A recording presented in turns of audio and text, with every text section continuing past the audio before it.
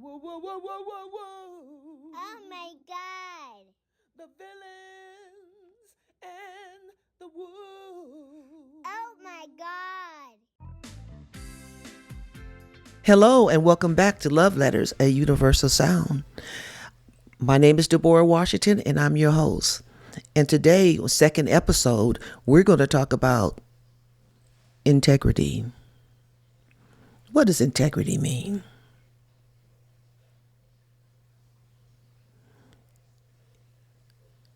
To me, integrity means when the person is full of love, you have compassion for humanity. You care about people. Example, you could be driving and there's an old lady crossing the street. And she's having trouble because this person is honking the horn telling her, hurry up, hurry up. You get out. And you help her across the street. You was compelled and you couldn't help but help her. Integrity means when you care about yourself and others. You don't even have to know them. On the other hand, you could be someone with no integrity. And there's an old lady across the street and you in a hurry. Honk, honk, you pressing your horn and saying, get out the street, old lady, before I run you over. And zoom around her, making her nervous and scaring her. You could be a woman with 5 kids and 4 of them don't like you. They come from your body, but they're not you.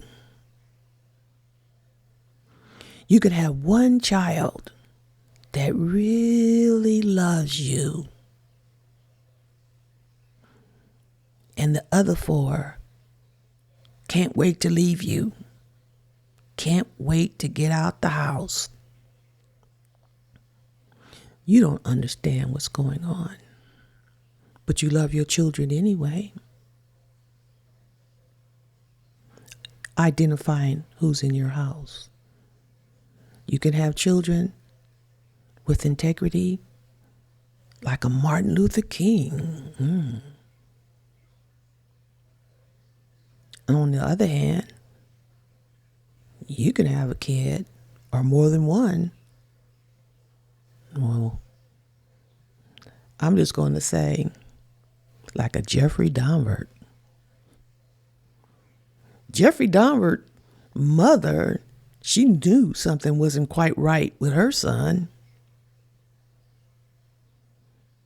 And she took her youngest son and left Jeffrey to be with the dad. That was his responsibility because she knew something wasn't right. And we still talking about integrity. You can have a kid that's quiet and you don't know what's on his mind because he's not sharing anything with you. And when he gets 15 or 14 or whatever age, run away from you and you don't know where your kid is at. Your kid been gone 5 and 6 years and your girlfriends is saying, hey, when the last time you seen George? And then you say, and your guess is good as mine. All I know is I miss my son. Hey, you tell your friend, hey, why don't you just come over and have some tea with me? Come and hang out with me. Come over to my house and visit. They said, okay. Y'all sitting around watching a movie and then the news come on. And they show they say, we caught the serial killer. bam,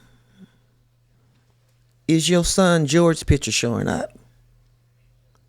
And you look at, ain't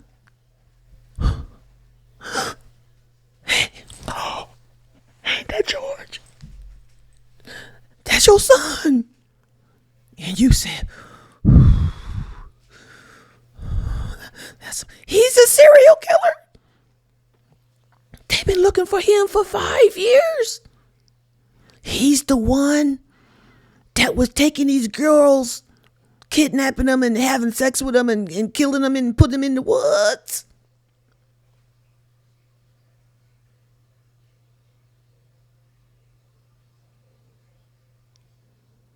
They come from you, but they're not you. And your girlfriend said, hey, I remember when you breastfed him. You breastfed him for like 3 years. I know you love your baby, but you didn't know he was quiet, huh? Only time you seen him smile is when he was doing something naughty. He would show all of his teeth. And nobody found it funny but him. And you didn't even know who he was up in your house. That's my son.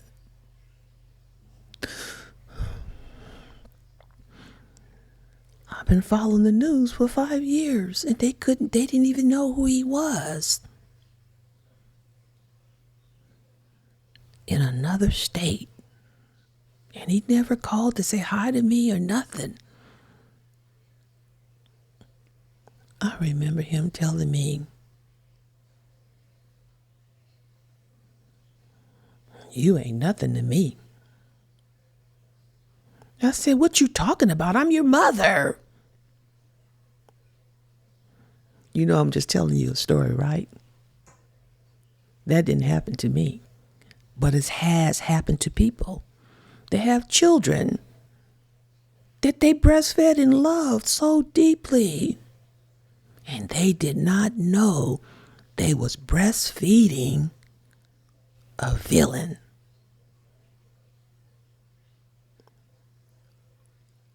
A wolf that grew up to be a pimp, a hustler, a womanizer, a bank robber, a kidnapper, a child molester, a rapist,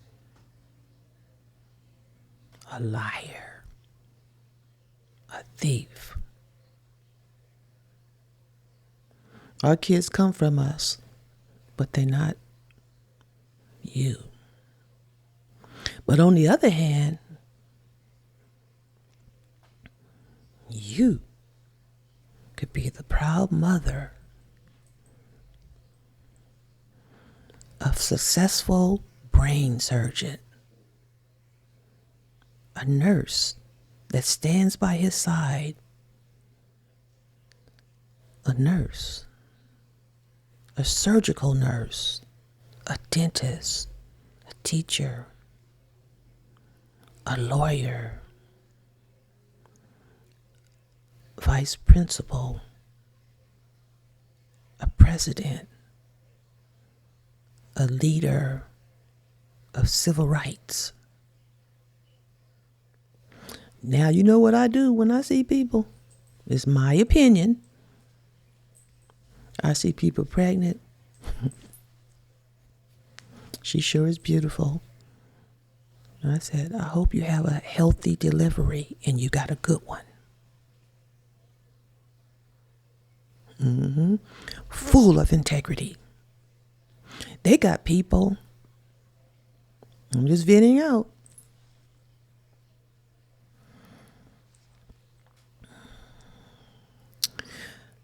come from dysfunctional in the degree family households. The dad won't stop molesting and fondling his daughter. He's been doing it for 2 years. He's still with the mother. She too scared to tell the mother.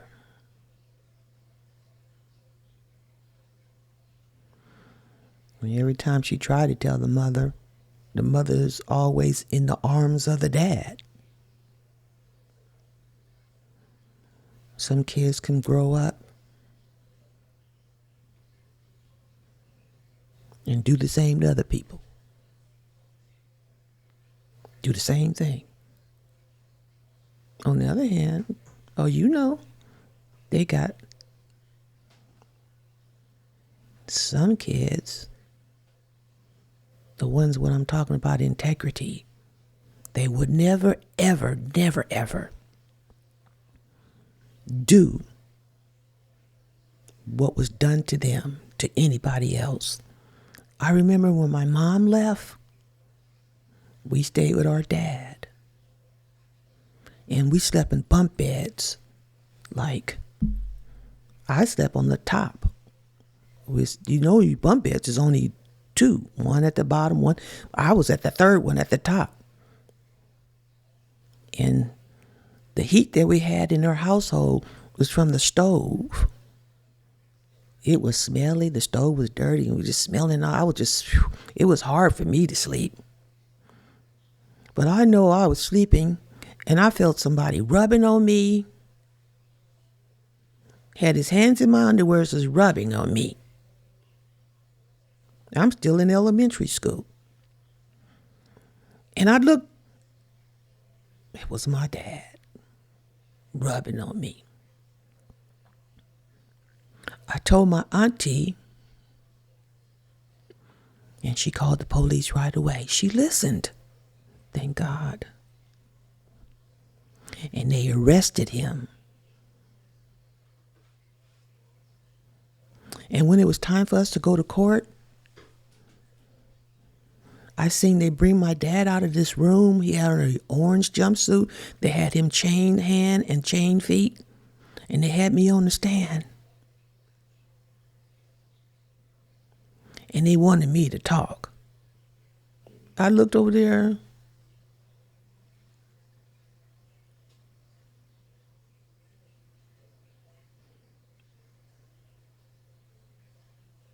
I see my dad. I was so scared. I didn't say a word. And they threw the case out. They just dropped it. And then when my dad came home, the first thing he said, "You a lie. You know good and well I didn't touch you. Because if I touched you, I would be in jail. You told a MF lie."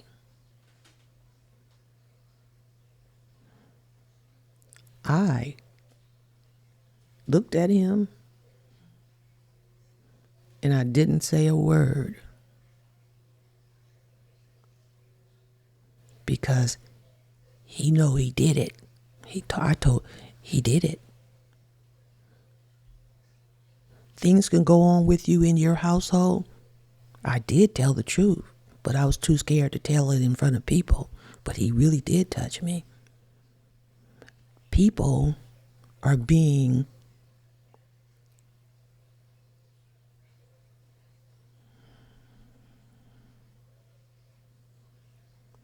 it could be your own family members.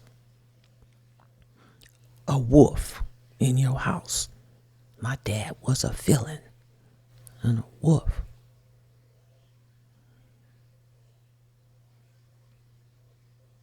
And you too scared to tell somebody. You better tell it. The truth will set your mind free. If you can't tell your mom, you better run and tell someone. And don't be afraid, because if you don't tell,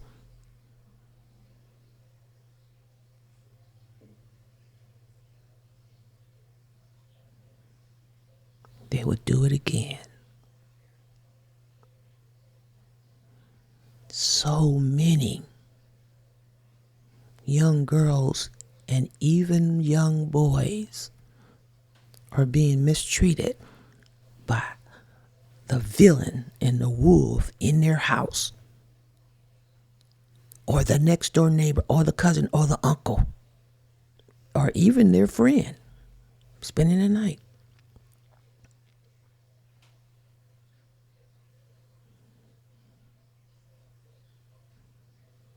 And you have nowhere to turn and no one to talk to. Is they showing integrity? No. I would never do that to anyone because it's inside of me. On the other hand, there are people in the world that don't care about how you feel. You have to identify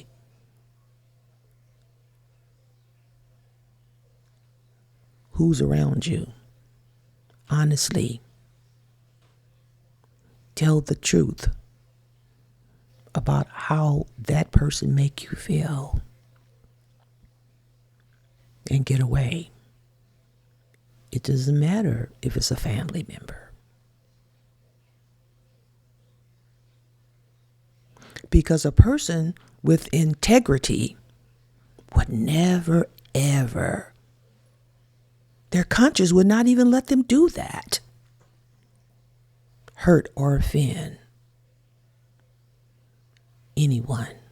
They're born like that. A lot of them are born with love inside of them.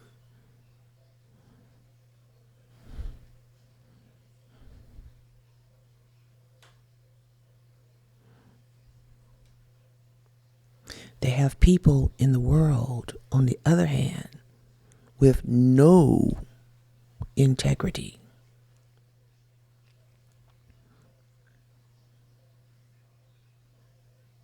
No love inside of them. And those are the villains and the wolves that I'm talking about. Those are the ones that I'm saying to you that you have to pay close attention to, or you would have to live with regret. Some people will say, I should have followed my first mind. I wouldn't have lost all my money if I did. You need to follow your heart and be honest, and the truth will set your mind free from the villains and the wolves.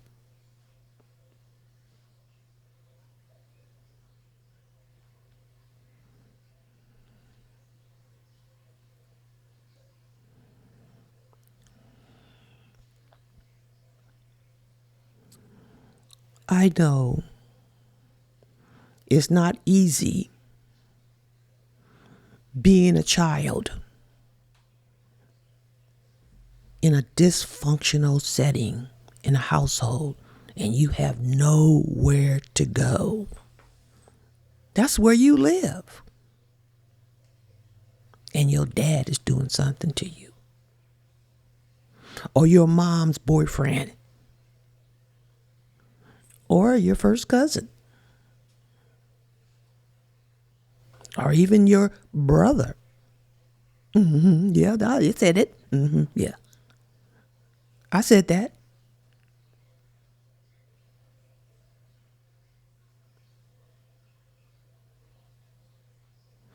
Let me tell you a story. This girl told me this story. When she was 14 years old, her oldest brother got out of prison. He's been in prison for 20 years. She didn't even know him. She was so happy.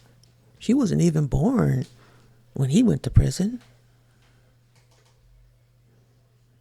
But she was so happy to have a big brother.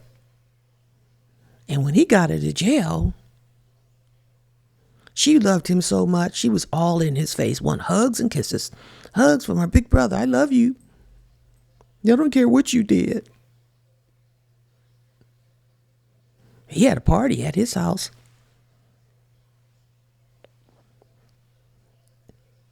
Somebody put something in her drink. her soda pop and knocked her out. And her brother friends took turns having sex with her while her brother took the picture.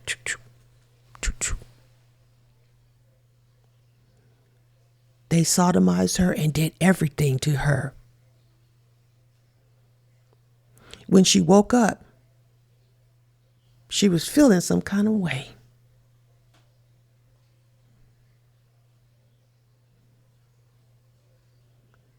And her other brother, she had another brother that was younger than her, told her that he seen a videotape of her being, would you call that a train, or people taking turns having sex with you? And our older brother was taking the pictures and selling them for money. She passed out.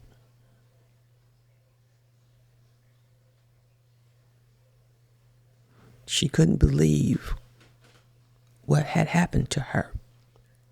All she knew that was she was sore as could be and wet as could be.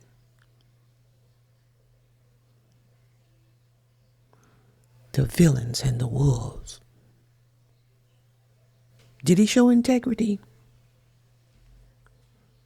That's a worst case of narcissism you can ever want to think, that fits under the umbrella of no integrity. He didn't know her. He didn't bond with her.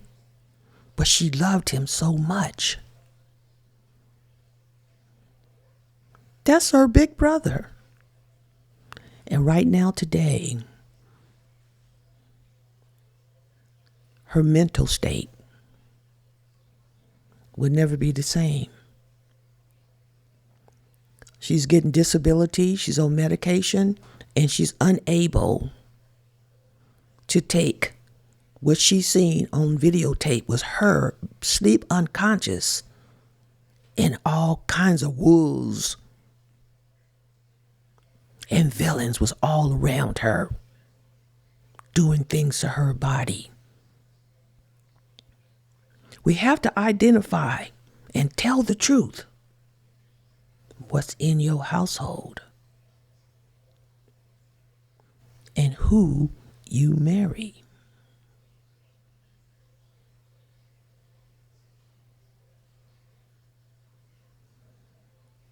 They're your family,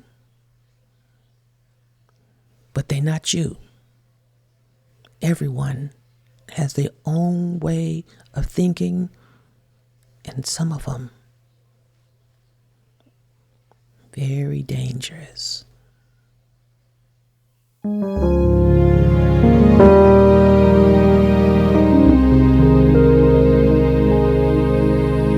If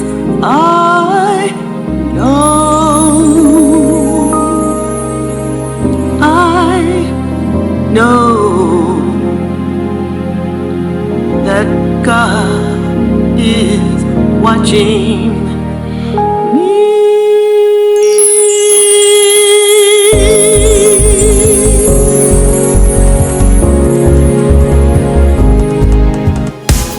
God is watching me.